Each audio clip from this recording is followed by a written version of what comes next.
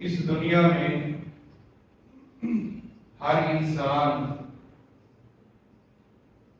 روزی روٹی رزق کے معاملے میں بڑا پریشان ہے. دن رات کا سکون، دن رات کی محنت انسان اسی لیے کرتا ہے کہ ایک وقت کی 2 روٹیاں اسے عزت کے ساتھ نصیب ہو جائیں. اور رزق کے معاملے کے اندر انسان اپنوں سے بھی دشمنی مول لے لیتا ہے، اور جہاں پر اپنا نفع نظر آتا ہے وہاں پر اگلے کی جان کا دشمن بھی بن جاتا ہے.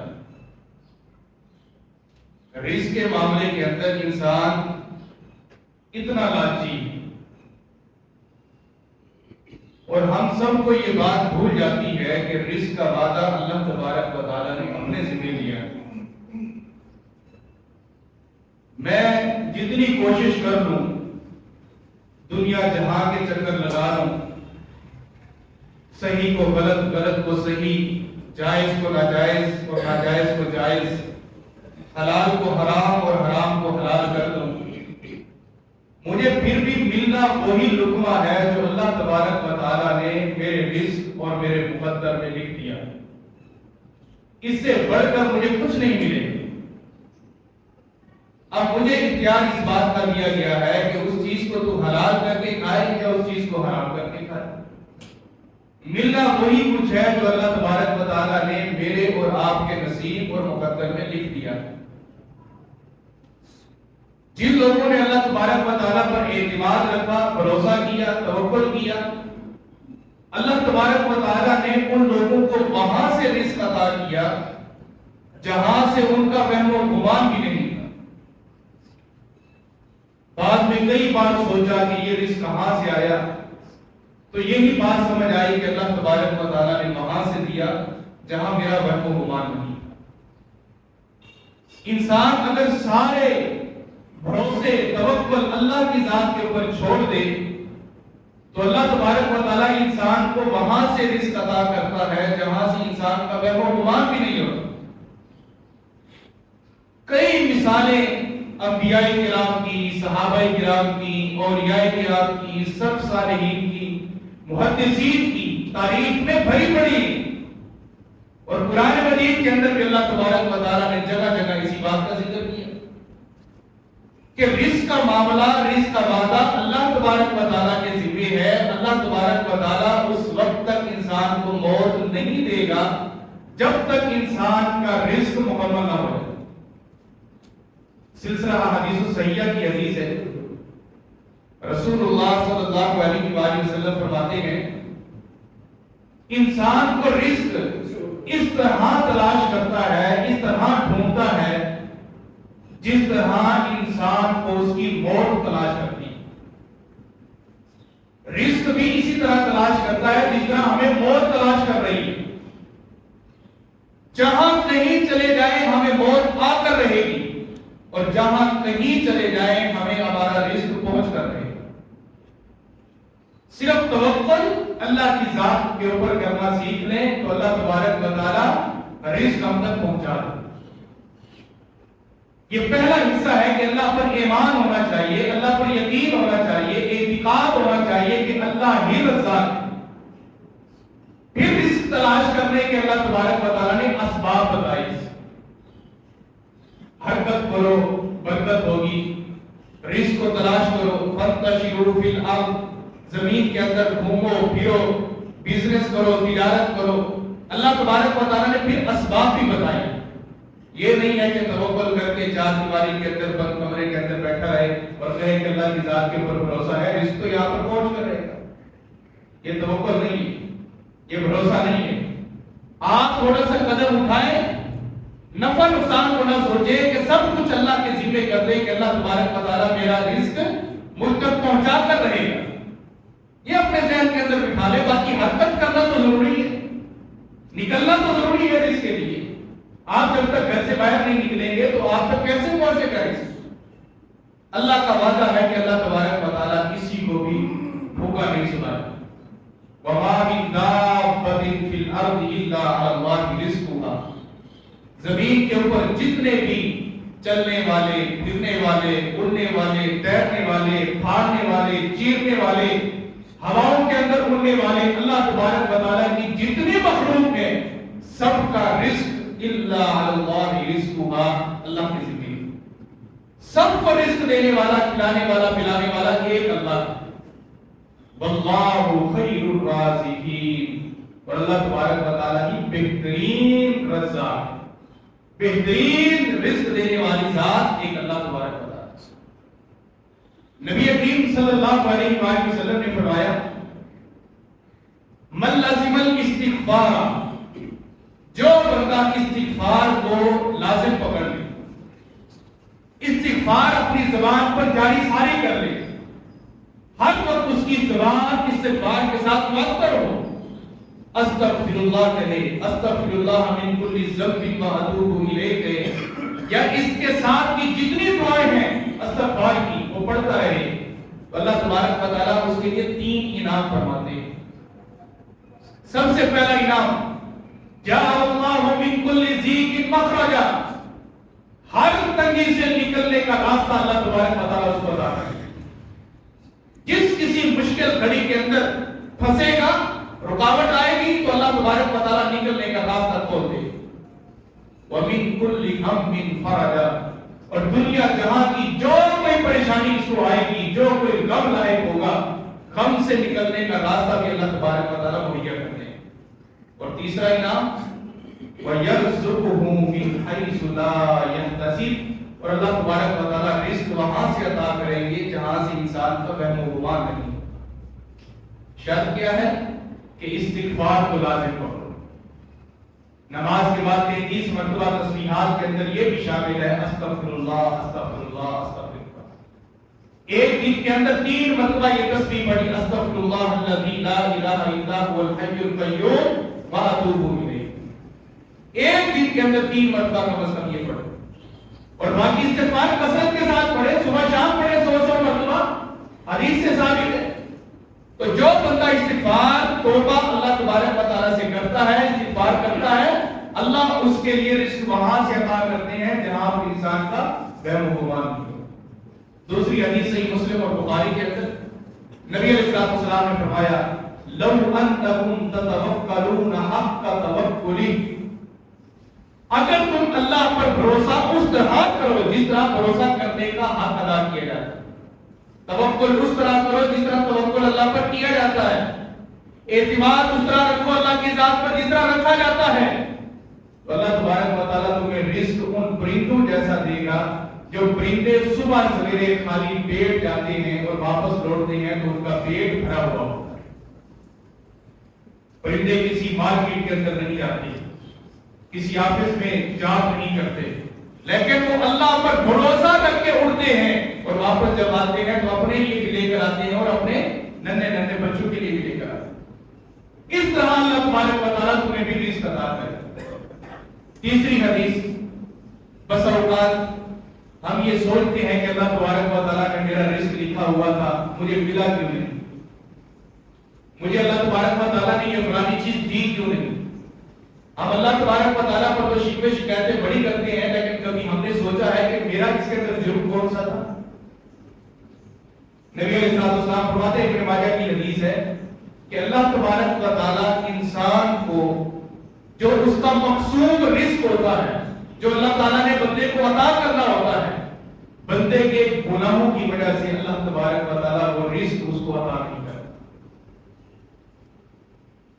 ہم تو خوشحال ہونے چاہیے تھے، ہمیں تو خوشحالی آنی چاہیے تھی، کیونکہ رزاق اللہ ہے، رزق دینے والا اللہ ہے۔ اگر ہمیں خوشحالی آتی تو وجہ کیا ہے کہ ہم در بدر بھٹک رہے ہیں اور ایک سے دوسرے کشکول اٹھا کے لوگوں سے بھیک مانگ رہے ہیں، لوگوں کی جیبوں کی طرف دیکھ رہے ہیں۔ وجہ کیا ہے؟ وجہ یہی ہے کہ ہمارے گناہوں کی وجہ سے اللہ نے رزق روک دیا۔ گناہوں کی نحوست کو سمجھیے، نمازیں چھوڑ دینا گناہ ہے، ان گناہوں کی نحوست کی وجہ سے اللہ تبارک و تعالیٰ رزق روک دیتا ہے۔ ہمیں رزق بالکل دروازے کے اوپر ملنے والا ہوتا ہے، ہم کوئی کام ایسا گناہ کا کرتے ہیں کہ اللہ تبارک و تعالیٰ رزق واپس دے دیتا ہے۔ ہمارے دروازے دروازے سے اندر داخل نہیں ہوتا. کئی بار آپ نے دیکھا ہوگا کہ کسٹمر آپ کی دکان پر پہنچا, ریٹ بھی پوچھا, چیز بھی پسند آئی, لیکن اس کے دل میں پتہ نہیں کیا آیا, دکان سے نیچے اتر کے چلا گیا, چیز دی. کسی گناہ کی وجہ سے اللہ تبارک و تعالیٰ نے یہ رزق آپ تک آنے ہی نہیں دیا. ورنہ اللہ تبارک و تعالیٰ کو کوئی بندے کے اوپر ظلم کر کے اللہ تبارک و تعالیٰ کو خوشی نہیں ہوتی کہ بندے کا رزق میں روک لو. بندہ خود گناہ کر کے اپنا رزق اپنے تک نہیں آنے دیتا. تو گناہوں سے توبہ کر کے اللہ تبارک و تعالیٰ کے ہاں خوشحالی کی زندگی گزارے, نیکیاں کر کے, تو تب اللہ تبارک و تعالیٰ وہاں سے رزق عطا فرمائے گا جہاں سے انسان کا وہم و گمان نہیں ہوتا. نبی کریم صلی اللہ علیہ وآلہ وسلم کے پاس ایک شخص آیا, اس نے اپنے بھائی کا شکوہ کیا, کہنے لگا اللہ کے رسول صلی اللہ علیہ وآلہ وسلم, میں صبح سے شام تک کھیتی باڑی کرتا ہوں, میں کماتا ہوں, پانی لگاتا ہوں زمین کو, بیج بوتا ہوں, وہاں سے کاشت کرتا ہوں, کٹائی کرتا ہوں, یہ سارے کام تو میرے ذمہ ہیں. میرا جو چھوٹا بھائی ہے یہ آپ کے پاس آ کر بیٹھ جاتا ہے, کبھی حدیث سن رہا ہے, کبھی درس, کبھی واعظ, کبھی نصیحت, یہ تو ہر ٹائم آپ کے پاس بیٹھا رہتا ہے. اسے کہیں کہ کچھ کمایا کرے, اسے کہیں کہ گھر کے اخراجات پڑے ہیں, کچھ کمایا کرے. تو نبی علیہ السلام نے فرمایا, اللہ کے بندے, جو تمہیں اللہ تبارک و تعالیٰ رزق عطا کرتا ہے وہ تیرے اس دیندار بھائی کی وجہ سے عطا کرتا ہے. یہ تیری محنت کا کمال نہیں ہے, یہ تم نے دیندار کی وجہ سے, دیندار بندے کو دین کے لیے وقف کیا ہوا ہے, اس وجہ سے اللہ تبارک و تعالیٰ تیرے لیے یہ دروازے رزق کھول دیتا ہے. مطلب کیا ہوا کہ اگر ہم بھی دین کے لیے اپنے آپ کو وقف کرتے ہیں, چند لمحات اللہ تبارک و تعالیٰ کو دے دیتے ہیں, تو اللہ ہمیں بھی وہاں سے رزق عطا کرتا ہے جہاں سے ہمارا وہم و گمان نہیں ہوتا. اور ایک اور حدیث نبی علیہ السلام نے فرمایا, لعلکم ترزقون بضعفائکم, تمہارے ضعیف اور کمزور اور معذور لوگوں کی وجہ سے تمہیں رزق عطا کیا جاتا ہے. تمہارا اپنا کمال نہیں ہوتا, لیکن تمہارے ضعیف اور کمزور, ضعیف امی ابو بھی ہو سکتے ہیں, ضعیف بھائی بھی ہو سکتے ہیں, کمزور اولاد بھی ہو سکتی ہے, ان کمزوروں کی وجہ سے, ان ضعیفوں کی وجہ سے اللہ تبارک و تعالیٰ تمہیں رزق عطا کرتا ہے. اللہ تبارک و تعالیٰ رزق وہاں سے دیتا ہے جہاں سے انسان کا وہم و گمان بھی نہیں ہوتا. قرآن مجید کے اندر اللہ تبارک و تعالیٰ نے ایک نبی کا ذکر فرمایا ہے, سیدنا زکریا علیہ السلام. زکریا علیہ السلام ایک بند حجرے کے اندر اکیلی تن تنہا چھوٹی سی معصوم بچی جس کا نام مریم علیہ السلام, ان کو چھوڑ کر باہر کا تالا لگا کر اپنے کام کے لیے چلے گئے, کیونکہ مریم علیہ السلام ان کی کفالت کے اندر سیدنا زکریا علیہ السلام, تو آپ ان کو چھوڑ کر تالا لگا کر چلے گئے. مریم علیہ السلام کو حاجت ہوئی, کچھ کھانے پینے کی بھوک لگی. اللہ تبارک و تعالیٰ نے مریم علیہ السلام کو بند تالے کے اندر, بند کمرے کے اندر بے موسمے پھل عطا کر دی, بے موسمے پھل عطا کر دی. زکریا علیہ السلام جب واپس لوٹے, راستے کے اندر خیال آیا کہ میں نے تو مریم کو اکیلا چھوڑ دیا, اور مریم کو میں نے کچھ کھانے پینے کے لیے نہیں دیا, اور اتنی تاخیر ہو گئی, لیٹ ہو گیا. واپس جب لوٹے اور آ کر تالا کھولا, تالا کھولنے کے بعد دیکھا کہ مریم علیہ السلام کے ارد گرد چند پھل اور بے موسمے, جن کا موسم ہی نہیں. تو پوچھ پڑے, یا مریم انا لکی ھذا, مریم بیٹا یہ کہاں سے آیا, یہ کہاں سے آیا.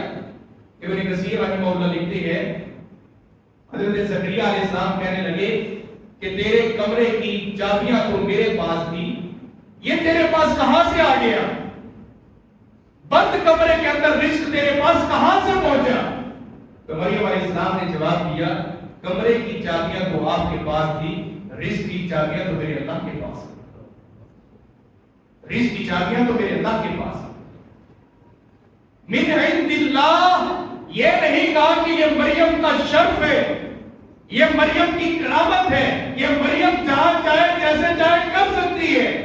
ایمان کا سودا نہیں کیا, ایمان کے اوپر ضرب نہیں آنے دی, بلکہ کیا کہا کہ یہ اللہ تبارک و تعالیٰ کی طرف سے مجھے عطا کیا.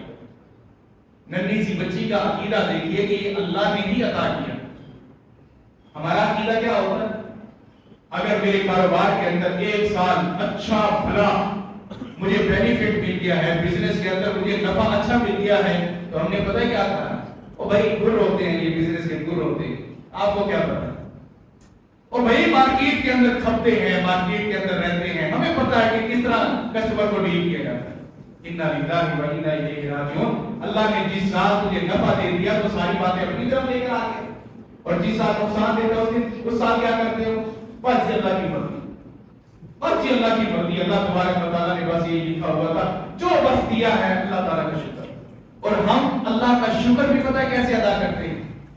سارے شکوے شکایتوں کی ایک لسٹ بنا کر آخر کے اندر یہ بات ہوتی ہے بھائی اللہ کا شکر، سارے شکوے کر کے اللہ کے مخلوق کے سامنے پھر کہتے ہیں بھائی اللہ کا شکر ہے، جو کچھ اللہ نے دیا ہے تو یہ اللہ کا شکر ادا نہیں، یہ اللہ کا شکر نہیں ہے، یہ شکوے، یہ شکایتیں ہیں۔ اور کس سے کر رہے ہو؟ اللہ کی شکایت اللہ کی مخلوق سے کر رہے ہیں۔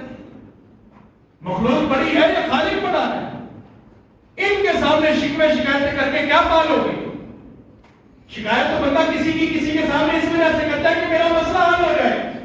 تو نے اللہ کی شکایت بندے کے سامنے کی ہے، یہاں پر مسئلے حل ہو گئے تھے۔ تو اللہ تبارک و تعالیٰ کا ہر وقت شکر ادا کرنا چاہیے، اور شکر صرف زبانی کلامی نہیں ہے۔ الحمدللہ نماز پڑھ کے شکر ادا کرو، عبادت کر کے اللہ کا شکر ادا کرو، اللہ تعالیٰ کے سامنے سجدے کر کے شکر ادا کرو، اللہ سے دعائیں کر کے شکر ادا کرو، تو اللہ تبارک و تعالیٰ وہاں سے رزق عطا کرے گا جہاں سے انسان کا غم و گمان نہیں۔ نبی کریم صلی اللہ علیہ وآلہ وسلم نے دو بنی اسرائیل کے بندوں کا ذکر کیا، بنی اسرائیل کے دو بندوں کا ذکر کیا۔ نبی علیہ السلام نے فرمایا کہ ایک بوڑھا تھا بیچارہ اور ایک جوان، دونوں کے پاس کچھ رقم موجود تھی۔ ان دونوں نے زمین لی اور کہا کہ ہم آدھا آدھا حصہ بانٹ لیتے ہیں، کچھ پیسے آپ دے دو کچھ میں دے دیتا ہوں، تو ہم یہ زمین کی کاشت کرتے ہیں، زمین کے اندر کچھ بولتے ہیں، کچھ گندم اٹھائیں گے کچھ غلہ اٹھائیں گے، پھر جو کچھ آئے گا آدھا آپ کا ہوا آدھا میرا ہوا۔ کہ ٹھیک ہے۔ اب وقت گزرتا گیا، انہوں نے لے لیا۔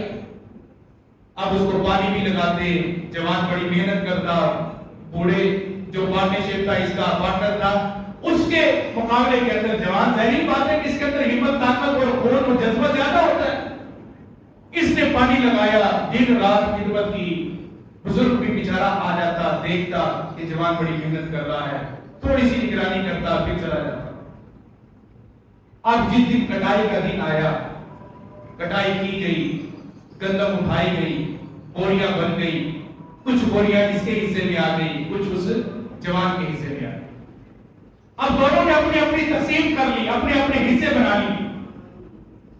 اب دونوں نے جب حصے بنائے تو انہیں کہا کہ یار پہلے آپ لے کر چلے جاؤ۔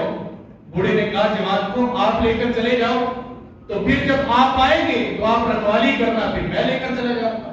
اسی طرح ہم مغرب تک یا غروب آفتاب تک ہم فارغ ہو جائیں گے۔ کہا کہ ٹھیک ہے۔ اب جوان نے بوڑھے کے سر کے اوپر لادا، اور جب وہ لادا تو بوڑھا نہیں اٹھا سکتا، بزرگ تھا بیچارہ کہاں اٹھا سکتا۔ تو اس جوان نے کہا کہ میں جو ہے آپ کے گھر پہنچا دیتا ہوں، میں لے کر جاتا ہوں۔ بزرگ نے اس کے ساتھ ہمت کی، ہاتھ بٹایا اور اس کے کندھے کے اوپر لاد دیا، اور وہ ان کے گھر دینے کے لیے گیا۔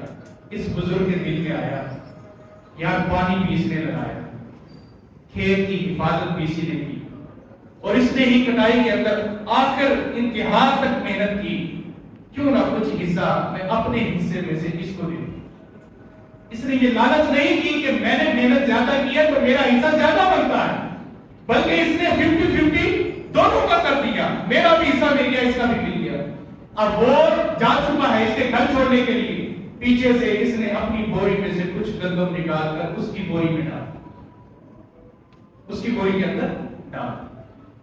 اب یہ جوان جا رہا ہے، چلتے چلتے چلتے چلتے اس نے راستے کے اندر جا کر سوچا بزرگ ہے بیچارہ، میں اس کے لیے محنت کر رہا ہوں، اس کا کمانے والا کوئی نہیں ہے، اٹھانے والا کوئی نہیں ہے، کھلانے والا کوئی نہیں ہے، بزرگ بیچارہ کتنا کھا لے گا۔ دل میں سوچ آئی کہ جب میں واپس جاؤں گا تو اپنے حصے میں سے اس کے حصے میں ڈالوں۔ اللہ اکبر. میں اور آپ تو جھگڑا کرتے ہیں کہ یہ میرا ہے, وہ کہتا ہے نہیں میرا ہے. یہاں پر کیا کہہ رہے ہیں کہ اپنے حصے میں سے اس کے حصے میں ڈال دیتا ہوں. دونوں نے ایسا معاملہ کیا اور کرتے رہے. آخرکار جو انہوں نے اندازہ لگایا تھا کہ غروب آفتاب تک ہم فارغ ہو جائیں گے, فجر کا وقت ہو گیا, یہ اس کے گھر لے کر جا رہا ہے, کبھی اپنے گھر لے کر جا رہا ہے, گندم ختم ہونے میں نہیں آ رہا, گندم ختم ہونے میں نہیں آ رہا. وقت کے نبی کے پاس بابا جی پہنچے. نبی کون ہے؟ داؤد علیہ السلام. ان کے پاس پہنچے اور جا کر ذکر کیا کہ ہم نے اس طرح ایسٹیمیٹ لگایا تھا کہ مغرب تک ہم فارغ ہو جائیں گے. یہ بھی لے کر جا رہا ہے, میں بھی اپنے گھر چھوڑ کر آیا ہوں, گندم ختم ہونے کے اندر نہیں آ رہی, وجہ کیا ہے؟ تو داؤد علیہ السلام نے فرمایا کہ مجھے یہ بتاؤ کہ تم نے کیا کیا تھا. اس کو اکیلے کیا, اس سے پوچھا کہ تم نے اس کی غیر موجودگی کے اندر کوئی ایسا کام کیا تھا؟ اس نے بتایا کہ جی ہاں یہ جوان ہے تو میں نے یہ معاملہ کیا ہے, اپنے حصے میں سے اس کی بوری میں ڈالا. جوان سے پوچھا کہ تم نے کوئی کام کیا؟ تو اس نے کہا کہ جی ہاں یہ بزرگ ہے, اپنے حصے میں سے میں نے اس کے حصے میں بھی ڈالا. داؤد علیہ السلام نے فرمایا کہ اگر تم میرے پاس نہ آتے, اگر میرے پاس نہ آتے اور تم یہ اسی طرح بوریاں اٹھا کے اپنے اپنے گھر لیتے جاتے اور لے کر رکھتے جاتے, تو صبح کیا, شام کیا, اگلا دن کیا, اسی طرح دن گزر جاتے, تمہارے رزق کے دانوں کے اندر کمی نہ آتی. وَيَرْزُقُهُ مِنْ حَيْثُ لَا يَحْتَسِبُ. اللہ تبارک و تعالی رزق وہاں سے عطا کرتا ہے جہاں انسان کا وہم و گمان نہیں ہوتا. رزق وہاں سے نہ گمان جہاں سے. یہ کیوں اللہ تبارک و تعالی نے عطا کیا؟ کہ دونوں پارٹنر جو تھے دل صاف تھا, دل میں دھوکہ بازی نہیں تھی, فراڈ نہیں تھا, ایک دوسرے کا مال ہڑپ کرنے کی نیت نہیں تھی. ہمارے ہاں تو ایسا ہی ہوتا ہے کہ صرف ایک زیرو ہی لگانا ہوتا ہے تو رقم کہاں سے کہاں تک پہنچ جاتی ہے. ہم تو اس کی غیر موجودگی کے اندر کیمرے کا بٹن بند کر کے وہ کچھ کرتے ہیں کہ جو مجھ کو نظر ہی نہیں آتا. کھاتے کے اندر کیا لکھا ہوا تھا, وہ تھوڑا سا اٹھ کے گیا ہے تو واپس اس کے کھاتے کی تبدیل ہو گئی. ہماری نیتیں صاف نہیں ہے, جس کی وجہ سے آیا ہوا رزق اللہ تبارک و تعالیٰ واپس دے دیتا. اللہ تبارک و تعالیٰ ہمارے تک رزق کو آنے ہی نہیں دیتا. وجہ کیا ہے کہ نیت خراب ہے, نیت کے اندر فالٹ ہے.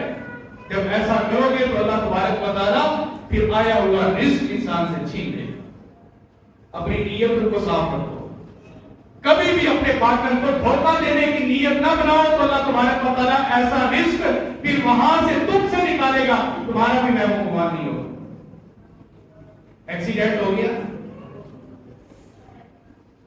ٹانگ ٹوٹ گئی, لاکھوں روپے اب اسی ٹانگ پر لگ گئے, جو لاکھوں روپے یا ہزاروں روپے تم نے اپنے بھائی کی جیب سے نکالے اس وجہ سے کہ میرے پاس پیسے زیادہ ہو جائیں. اللہ نے ان ہزاروں کو لاکھوں پر لگا دیا. اللہ وہاں سے نکال دیتا ہے, لیکن ہم انسانوں کو سمجھ نہیں آتی. اور گنہگار بھی افسوس کی بات یہ کہتا ہے کہ میرے اوپر اللہ کی آزمائش ہے. مجرم بھی, دھوکے باز بھی, فراڈی بھی یہ کہتا ہے کہ میرے اوپر اللہ کی آزمائش ہے. اگر تیرے اوپر اللہ کی آزمائش ہے تو نمازیوں کے اوپر اللہ کا عذاب آ رہا ہے. تیرے اوپر اللہ کی آزمائش کیسی ہے؟ یہ عذاب ہے, تو سمجھنے کی کوشش کر کہ اللہ تبارک و تعالیٰ نے تجھے پکڑ لیا ہے. انسان سمجھتا نہیں ہے, دوسروں کو دیکھ کر کہتا ہے اس کے اوپر عذاب ہے, اپنی طرف دیکھ کر کہتا ہے کہ میرے اوپر آزمائش ہے.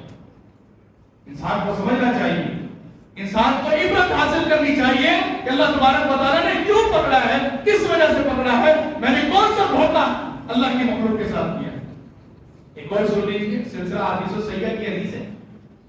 نبی کریم صلی اللہ علیہ وآلہ وسلم کا ایک صحابی ہے. یہ صحابی رزق کے معاملے کے اندر بڑا پریشان تھا, بڑا حیران تھا, تعجب کے اندر بھی تھا. گھر کے اندر کچھ بھی نہیں تھا, نہ کھانے کے لیے نہ پینے کے لیے, کچھ بھی نہیں تھا. گھر آیا, بچوں کو دیکھا کہ بچے بھی پلا رہے ہیں, ماں نے ان کو تھپکیاں دی ہوئی ہیں, بیٹا سو جاؤ, تمہارا ابا تمہارا پاپا کچھ نہ کچھ لے کر آئے. ابا جی گھر آ گئے لیکن ہاتھ میں کچھ بھی نہیں. بھوکے بچوں کو سلا دی, بھوکے بچوں کو سلا دی. اب جب سلایا تو ذہنی بات ہے کہ بھوکے بچے کب تک سوتے؟ نیند سے پھر بیدار ہوئے، امی سے خود پوچھا کہ امی روٹی چاہیے؟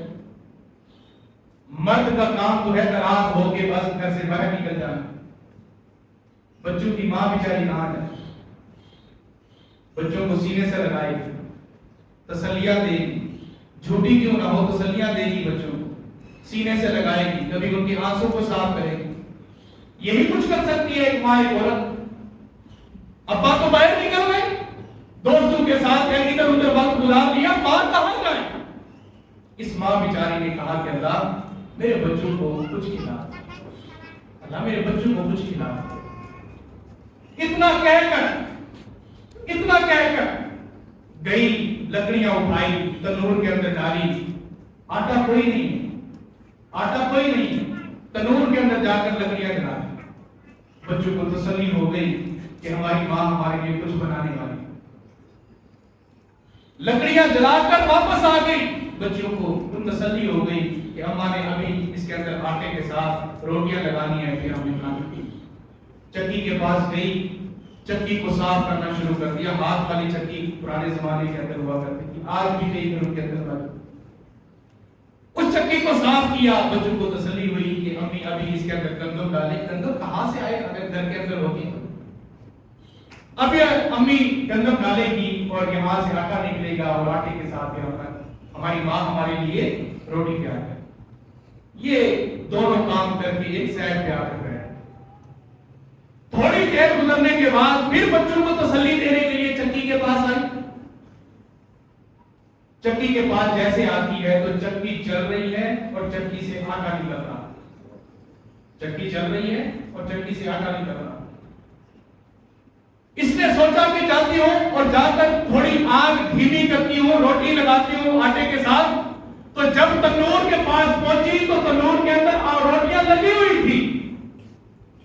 نبی کریم صلی اللہ علیہ وسلم کا صحابی گھر آیا، آ کر دیکھا چکی چل رہی ہے، آٹا نکل رہا ہے اور آٹا وہ باہر نکال رہی ہے اور اپنے کسی بوری میں ڈال رہی ہے، کسی برتن میں ڈال رہی ہے. تنور کے پاس گیا تو روٹیاں لگی ہوئی ہیں، روٹیاں نکال کے اپنے بچوں کو کھلا رہی ہے. یہ منظر دیکھ کر حیران ہو گئے، کہنے لگے اللہ کی بندی یہ کام کیسے ہوا؟ اس نے کہا کہ مجھے کوئی نہیں پتا، میں نے صرف اتنا کہا کہ اللہ میرے بچوں کو، میرے بچے بھوکے ہیں روٹی کھلا. صرف اتنا میں نے اللہ تعالیٰ سے کہا تھا. دوبارہ پتہ نے چکی چلا دی، آٹا نکل رہا ہے اور تنور کے اندر روٹیاں رکھ لی. دونوں نے سیر ہو کے کھایا، بچوں کو کھلایا. دونوں نبی علیہ السلام کے پاس آئے، نبی علیہ السلام کو ساری بات بتائی تو نبی علیہ السلام نے فرمایا کیا تم نے چکی بند کر دی؟ چکی بند کر دی ہے جس سے آٹا نکل رہا تھا؟ جی اللہ کے رسول، ہمیں جتنی ضرورت تھی ہم نے وہ کچھ استعمال کیا اور اس کے بعد اس کو بند کر دیا. نبی علیہ السلام نے فرمایا اگر تم چکی کو بند نہ کرتے، تمہارا ایمان، تمہارا یقین، تمہارا بھروسہ اللہ کی ذات پر اتنا تھا کہ اگر تم چکی کو بند نہ کرتے، قیامت کی دیواروں تک یہ چکی چلتی رہتی اور تمہاری نسلیں اسے کھاتی رہتی. وَيَرْزُقُهُ مِنْ حَيْثُ لَا يَحْتَسِبُ. اللہ تبارک و تعالیٰ رزق وہاں سے عطا کرتا ہے جہاں سے انسان کا وہم و گمان نہیں ہوتا. ہم کہتے ہیں کہ اللہ ہمارے رزق کے اندر برکت عطا فرمائے. برکت ہم نے اس کی تعریف غلط سمجھی ہے. برکت ہم کہتے ہیں کہ 10,000 کی بجائے وہ لاکھ ہو جائے، اسے برکت کہتے ہیں. لاکھ کی بجائے کروڑ ہو جائے، اس کو برکت کہتے ہیں. نہیں بھائی، اس کو برکت نہیں کہتے، اس کو اضافہ کہتے ہیں. برکت کیا ہے کہ اللہ 10,000 دے تو کسی بیماری کا شکار بھی نہ کرے، یہ برکت ہے. اللہ 10,000 دے تو کسی کا مقروض بھی نہ کرے، یہ برکت ہے. اللہ تبارک و تعالیٰ 10,000 دے اور کسی کا محتاج بھی نہ کرے. مہینہ گزر بھی جائے تو تب بھی اللہ تبارک و تعالیٰ اتنا دے کہ کسی کے سامنے ہاتھ پھیلانے کی ضرورت نہ ہو. اسے برکت کہتے ہیں. برکت ہم نے غلط سمجھی ہے، جس کی وجہ سے ہمارے ذہن مطمئن نہیں ہو رہے. میرے بھائی میرے عزیز ساتھیوں، اللہ پر توکل رکھیں، اللہ پر توکل، اللہ پر بھروسہ، استغفار کثرت کے ساتھ کرے. اللہ وہاں سے رزق عطا کرے گا جہاں سے انسان کا وہم و گمان بھی نہیں ہوگا. اللہ تبارک و تعالیٰ انسان کو دینے پر قادر ہے. اللہ تبارک و تعالیٰ انسان کو کھلانے پر قادر ہے، اللہ تبارک و تعالیٰ وہاں سے رزق عطا کر دے گا جیسے جہاں سے انسان بہم و گمان بھی نہیں رکھتا۔ صبح آپ اٹھتے ہیں، کسی سے ڈیل کی ہوتی ہے، لیکن ڈیل ہونے کے باوجود وہ بندہ مکر جاتا ہے۔ وجہ کیا ہے کہ ہماری کسی گناہ کی وجہ سے اللہ تبارک و تعالیٰ نے یہ رزق ہم تک پہنچنے نہیں۔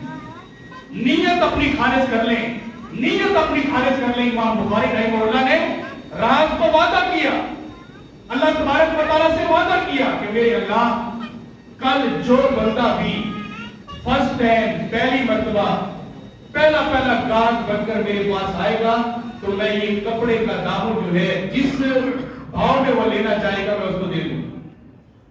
اور امام بخاری رحمہ اللہ کپڑے کے بہت بڑے تاجر تھے۔